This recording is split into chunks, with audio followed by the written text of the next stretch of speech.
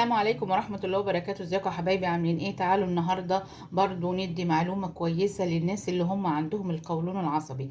الناس اللي هي طبعا القولون العصبي ده بيجي لأي حد، بس انا بقول على الناس اللي هم بتبقى من سن 40 وانت طالع. الأعراض دي بتيجي للواحدة. طبعا انا بقول على نفسي لان انا عندي برضو القولون العصبي، فانا بحاول اديكم معلومات لان تعب القولون العصبي ده تعب مرعب. انا بتعب منه جدا. اي حاجة انا باكلها بحس ان انا عضلات جسمي كلها بتوجعني. فايه الحمد لله ان ربنا هدانا الدكتور قال لي على وصفة. الوصفة دي ما بتكلفكيش اي حاجة. يعني لو ب5 جنيه ان شاء الله الوصفة ديت هتنفعك وان شاء الله هتخفي وتبقي زي الفل. بيقولك القولون العصبي ده انت لما بتاكلي القولون بتاعك البكتيريا النافعة اللي فيه بقت قليلة، ما مش كتيرة، فبتجيب لك مغص. اي اكل انت بتاكليه فبيجيب لك مغص في بطنك. فانا بحاول النهارده هقول لك الوصفه ديت وصفه سهله وسريعه وما هياش محتاجه اي حاجه. بتاخديها على معده فاضيه، مثلا بتاخديها الصبح وبتستني مثلا ساعه ما بتاكليش، او بتاخديها بالليل قبل ما تنامي زي ما انت عايزه. هقول لك الوصفه ايه.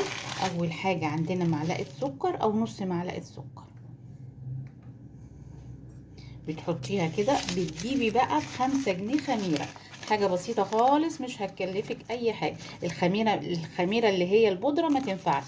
أنا بجيب الخميرة اللي هي بتاعتنا بتاعت زمان، الخميرة اللي هي البلدي. بحط كده حتة حلوة، وهجيب مية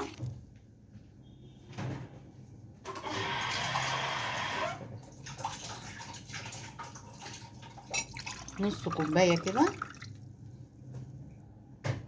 هسيبها قد 10 دقايق لغاية ما تخمر، اكنك زي ما تكوني بتعملي مثلا فطير او اي حاجة. بتسيبي الخميرة لغاية ما تخمر وتعمل ايه البقاليل بتاعتها ديت، وتقومي جاية شرباها وتستني ساعة. ما تاكليش الا لما الخميرة بقى ايه كده تنزل معدتك وتنزل على القولون وتهدي الدنيا، وبعدين بعد كده تبداي ايه تاكلي. وبألف هنا وشفا. ويا رب كده بقى تدعولي ان شاء الله لما تحسوا ان في نتيجة، وتعملوا لي شير بقى وتعملوا لايك وتعملوا لي كمان اشتراك في القناة عشان القناة ايه تستمر معاكم ان شاء الله. وربنا يا رب يدينا الصحة كده ويعافينا ويشفينا كلنا يا رب العالمين. والسلام عليكم ورحمة الله وبركاته.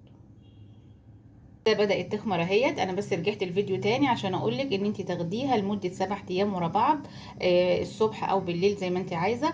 لو بنتك مثلا برضو في وشها حبوب ولا حاجة ممكن تديها. الخميرة البيرة دي بتنظف البطن وبتنظف المعدة. وتنسوا بقى تعملوا لي ايه الاشتراك. والسلام عليكم ورحمة الله وبركاته.